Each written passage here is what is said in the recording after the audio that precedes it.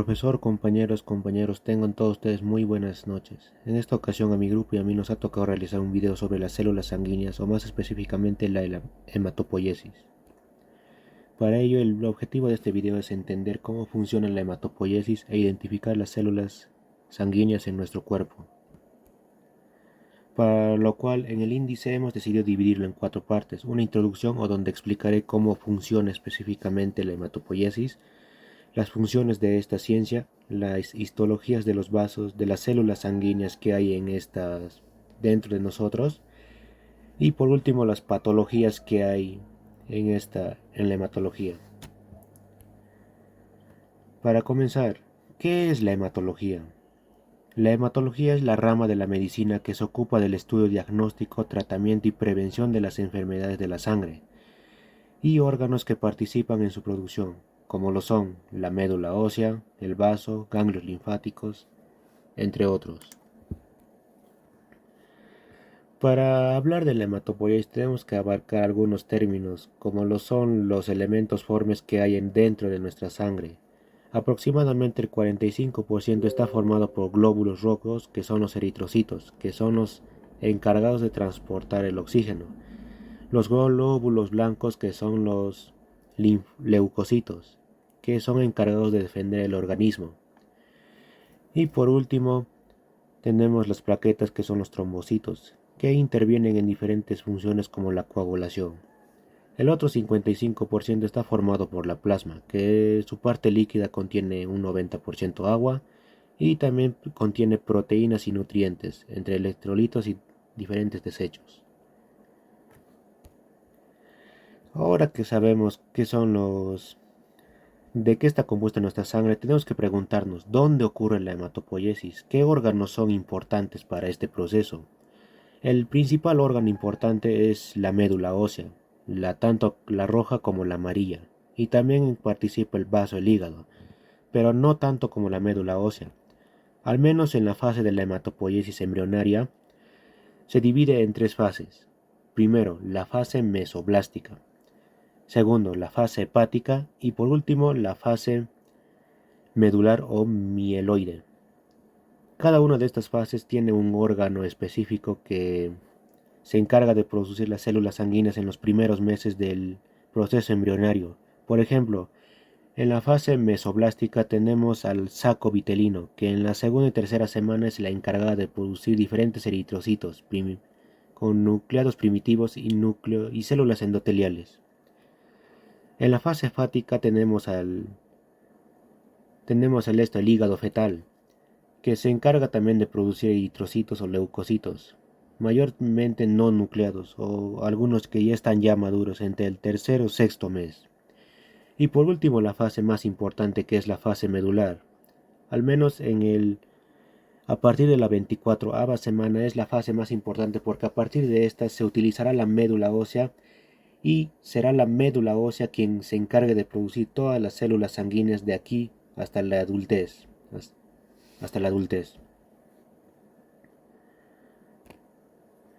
Otras definiciones que necesitamos para entender la hematopoiesis es las siguientes. Por ejemplo, las stem cells o las células madres.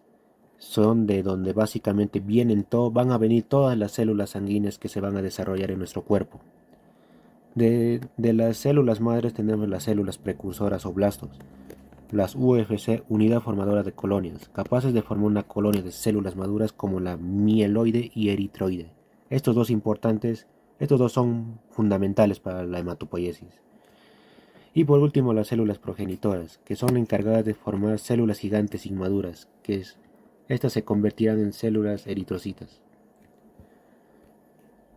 Ahora, en el siguiente gráfico podemos ver un resumen de todo cómo funciona la hematopoiesis.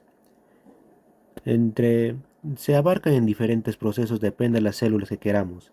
Siempre se abarca una célula madre, la hematopoietica multipotencial, y esta se divide en 2 precursores, una mieloide y una linfoide. En los precursores mieloides podemos ver diferentes procesos. Por ejemplo, dependiendo de la clase de células sanguíneas que queramos. Aquí podemos ver que se divide en trombopoiesis, eritropoiesis, También se divide en granulopoiesis y monocitopoiesis. En la trombopoiesis, como su mismo nombre lo dice, son células que forman es un proceso donde se forman las plaquetas a partir de un megacardioblasto, convirtiéndose en un progenocariocito y abarcando en un megacariocito, hasta el fin convertirse en una plaqueta. El siguiente proceso es la eritropoiesis, como su mismo nombre lo dice, es la formación de glóbulos rojos eritrocitos, abarcando desde la célula madre hasta los proeritroblastos, siguiendo del eritoblasto, siguiendo de diferentes procesos hasta llegar hasta el eritrocito.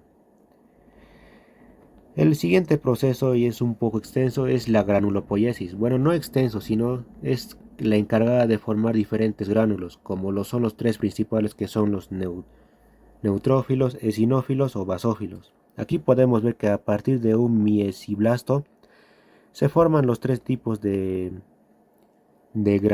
granulocitos. A partir de un promielocito, un basófilo. Igual otros dos promielocitos se forman un neutrófilo y un eosinófilo. Todo esto abarca un proceso específico para cada uno. Y por último, en lo que sería el precursor común mieloide, sería la monocitopoiesis, que en su definición significa la formación de monocitos, un tipo de glóbulo blanco que se puede convertir posteriormente en un macrófago en los tejidos. Aquí podemos ver cómo se convierte en un monoblasto, luego un promonocito, hasta convertirse en un monocito. A la hora de llegar a los tejidos se convierte en un macrófago, junto con unas células mieloides dendríticas. Y por último, el precursor común linfoide tiene un proceso propio que se encarga de producir los linfocitos, que se llama linfopoiesis. A partir de un linfoblasto podemos producir linfocitos B o linfocitos T, donde en el tejido se puede convertir posteriormente en un plasmocito, junto con otras células linfoides dendríticas.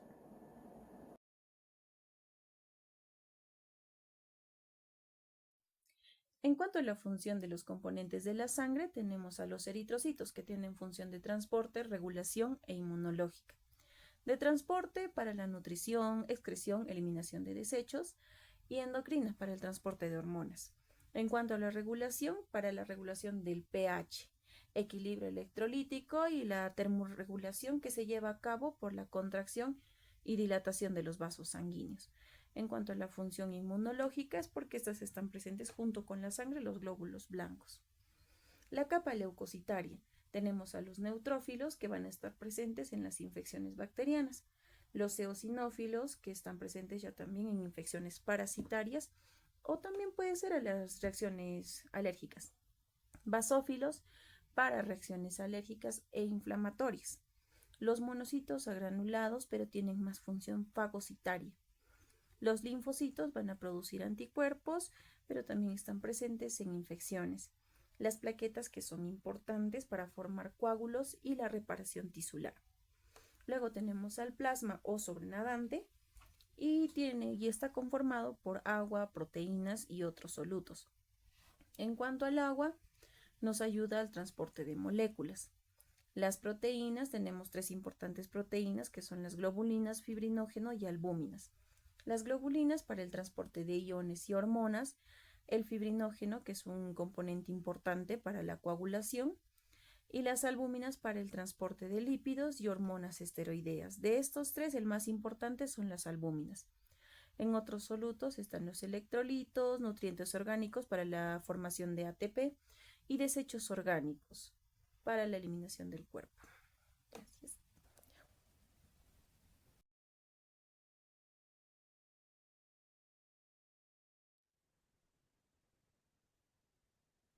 Bueno, yo les voy a dar a conocer sobre la histología y patología. Sobre la histología, primeramente tenemos que saber sobre la sangre, ¿no? La sangre, como podemos ver, es un tejido conectivo líquido formado por plaquetas, leucocitos, eritrocitos, plasma.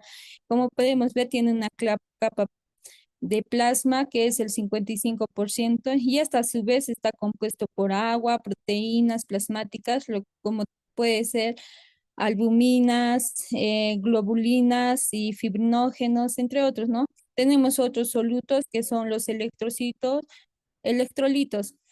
Puede ser el sodio, nutrientes como aminoácidos, la glucosa también, ¿no? Tenemos una capa leucocitaria que es el 1%. Tenemos lo que son dentro de ellas plaquetas, leucocitos. Tenemos también lo que queda es el 45% son los eritrocitos, ¿no? Ahora les voy a hablar sobre los leucocitos. Los leucocitos, a su vez, tenemos lo que son agranulados, como su nombre mismo dice, no carecen de gránulos, ¿no? Tenemos entre ellos los monocitos, que son células grandes con su núcleo en forma de riñón. En este caso podemos ver que tiene una forma de herradura, ¿no? Tenemos lo que son los linfocitos. Como podemos apreciar, su núcleo se ve grande y redondo, ¿no? Y como es grande, se ve su citoplasma escaso. Tenemos los granulados también. Dentro de ellas tenemos los neutrófilos. En acá podemos ver un neutrófilo multilobulado, ¿no? Tiene tres lóbulos y también en su citoplasma podemos ver también gránulos, ¿no? Tenemos lo que son los basófilos, te- cuenta con un núcleo medio irregular, ¿no? Y también tiene gránulos, y hace que el núcleo lo tape, podría decirle, y tiene bastante gránulos oscuros, y en algunos casos lo tapa. Tenemos los eosinófilos, que son núcleos bilobulados, tiene un núcleo bilobulado y tiene gránulos de color medio anaranjado, medio rosado, así podría decirse, ¿no? Ahora les voy a hacer ver una muestra histológica. Como podemos ver acá, el linfocito, se ve en acá, ¿no? Que está cubriendo casi el núcleo, todo el citoplasma. Acá podemos ver un monocito que ya también tiene forma de riñón, ¿no? Este, tenemos acá un neutrófilo. Este, Aquí vemos un neutrófilo multilobulado. Tenemos un eosinófilo,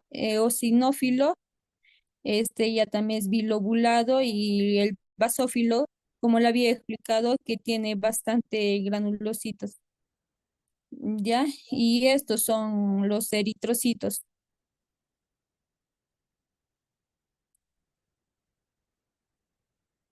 Ay, ya. Acá vamos a ver algunas patologías. Como habíamos hablado, los neutrófilos están asociados con las infecciones bacterianas, ¿no? A mayor aumento de neutrófilos se habla de una neutrofilia, y a su contrario sería una disminución de neutrófilos, se hablaría de una neutropenia, ¿no? Los eosinófilos están asociados a parásitos y alergias, ¿no? A una disminución, a un incremento de eosinófilos podría hablarse de una eosinofilia, ¿no? Y a una disminución podríamos decirnos que es una eosinopenia, ¿no? Tenemos lo que es los los basófilos, ¿no? Estos están asociados a la hipersensibilidad, alergias, infecciones prolongadas, ¿no? Un incremento de basófilos, podríamos decir que es una basofilia, y una disminución, podríamos hablar que es una vasopenia, ¿no? Tenemos los linfocitos. Estos linfocitos, hay linfocitos T, linfocitos B, esos natural. Y los linfocitos T son los que destruyen células infecciosas, ¿no? Y los linfocitos B son los que producen anticuerpos. Las natural killer, que se dicen, son células que atacan a células infecciosas, ¿no? Y estas están asociadas a las infecciones virales. Esto es un aumento de linfocitos. Estaríamos diciendo que podría ser una linfocitosis, una disminución. Podríamos decir que es una linfopenia, ¿no? Y así tenemos también lo que es los monocitos, que estas están asociadas a infecciones locales, este, bacterias crónicas, ya sea una inflamación, ¿no? Un incremento de los monocitos, podríamos decir que es una monocitosis, ¿no?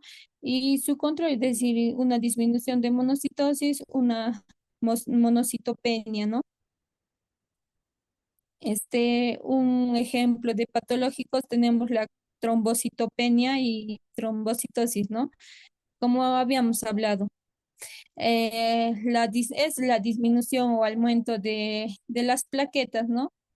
Afectan a la coagulación y la asociación a sangrados, ¿no? Eso podríamos decir que es una trombocitosis. El aumento tenemos lo que es la anemia, es un ejemplo de anemia ferropénica, donde que hay otros tipos de anemia también, anemias megaloblastas, hemolíticas. La anemia quiere decir es la reducción del número de eritrocitos o de la concentración de la hemoglobina, ¿no? Como acá podemos ver, hay una disminución de eritrocitos y, y eso se puede detectar la anemia, ¿no? Se detectan por alteraciones en la morfología como podemos ver en aquí, ¿no? Es una anemia, ¿no? Ferropénica. Tenemos también lo que es la leucemia. Leucemia es la proliferación maligna de células precursoras de hematopoyéticas, ¿no? En acá podemos ver una leucemia, las comunes, ¿no? Una leucemia aguda. Estas se dan por el aumento anormal de blastos en la sangre. Primero empieza con una anemia cuando le hacen un diagnóstico, ¿no?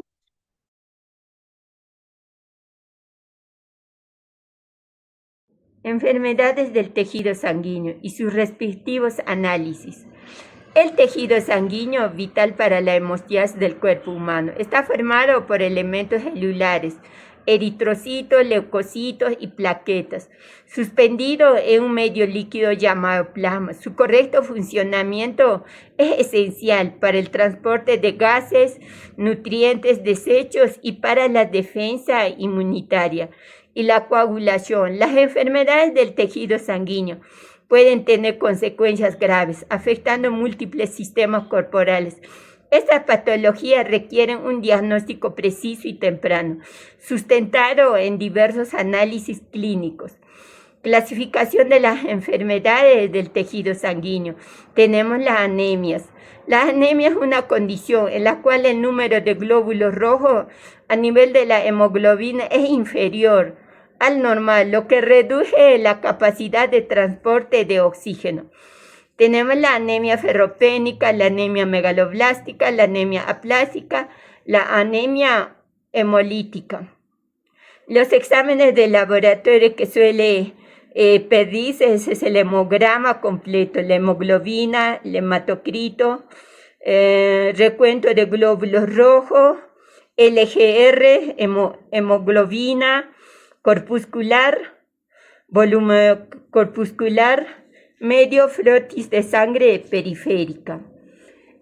Otra patología que afecta al tejido sanguíneo son las leucemias. Son neoplasias hematológicas malignas, caracterizadas por la proliferación descontrolada de leucocitos inmaduros en la médula ósea y la sangre periférica. Tenemos la leucemia linfoblástica aguda, la leucemia mieloide aguda, la leucemia linfótica crónica. En este tipo de patologías también tenemos exámenes de laboratorio en la leucemia mieloide crónica, linfomas. También se hacen los exámenes de laboratorio clínico, se realizan los hemogramas, los exámenes de sangre. Otra patología que suele afectar el sistema del tejido sanguíneo son los linfomas. Esos son un tipo de cánceres del sistema linfático. Afecta principalmente los linfocitos, linfoma de Hodgkin. Se caracteriza por la presencia de células de Reiching, linfoma no Hodgkin, grupos de diversos de linfoma que incluyen linfocitos B y T, tienen evolución pronóstico variable. Otra patología, el mieloma múltiple.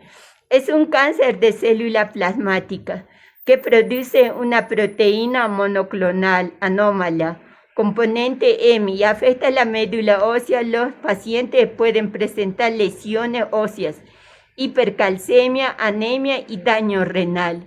Trastornos de coagulación, alteraciones de la capacidad de coagulación de sangre, la hemofilia A y B, factor octavo y noveno respectivamente, son trastornos hereditarios ligados al cromosoma X.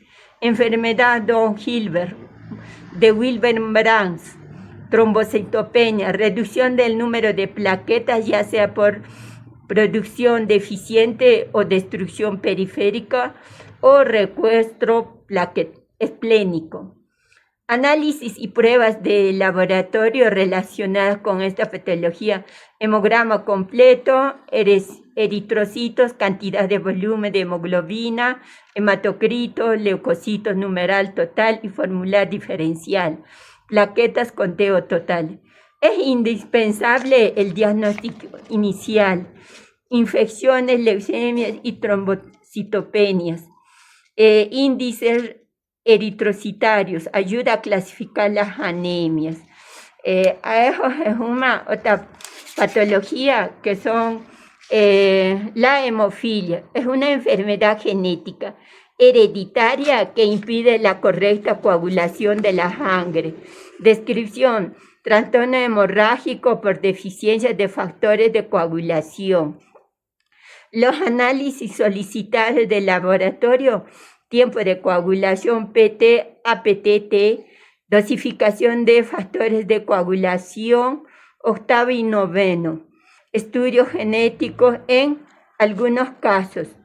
Otra patología tenemos la trombocitopenia, descripción y disminución de plaquetas, trombocitopenia en la sangre, y que está por debajo de los niveles normales, lo que puede provocar problemas de coagulación y riesgo de hemorragias.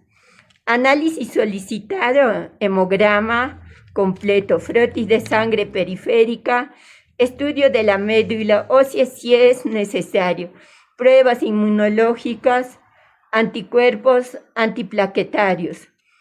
Otra patología, la policitemia vera, descripción de trastornos mieloproliferativo, exceso de glóbulos rojos. Los análisis solicitados del laboratorio: hemograma completo, niveles de eritropoyetina, mutación HAX, biopsia de médula ósea.